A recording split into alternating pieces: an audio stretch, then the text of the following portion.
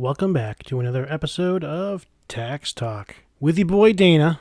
I'm going to be spending the next episodes discussing a subject that I feel like I've covered kind of very thoroughly in the past, but I do appear to keep on getting a lot of the same questions asked on some of the codes as it pertains to tax transcripts. So what I'm going to do is, over the next few videos, I'm going to focus on one code per video, and I'm just going to send out these short videos, because I think what's happening is when I do these long form videos on like breaking down tax transcripts or whatever, people just aren't going through and looking for whatever information. They're not waiting to go through the whole video to look for the information they want, and then they just think it's not in there. So I think what I'll do is I'm just going to do one code per video, and then if people have a particular code they're inquiring about, they'll know they can find it in this video series.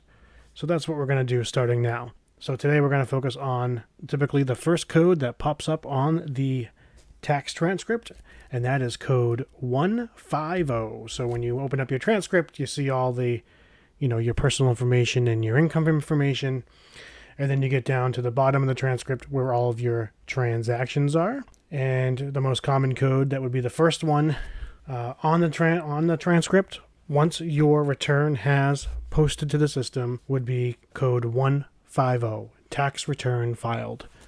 And then you would have the cycle date under that, and then a processing date next to that, which is like a kind of a deadline date the system sets for itself.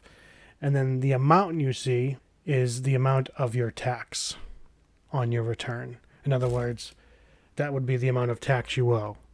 Now you might say, well, I don't know what tax, I get a refund. But that is the amount based on all the numbers on your return of the tax that you get charged. And then they take your credits and your withholding, which is all different lines on the transcript, which we're going to go on in different videos. Subtract that from the tax you owe, and then if you're getting a refund, it's because all those numbers were more than the tax you owed, and that's your refund.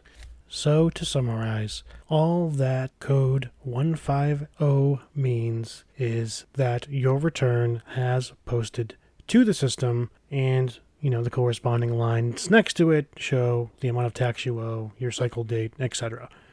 If you find these videos helpful and you haven't already, please make sure you like and subscribe. Leave a comment on the videos. Really helps push these up the algorithm so people actually get accurate and helpful information. Stay tuned for the next video where we will discuss code 806. That's it for today. Have a good week, everybody.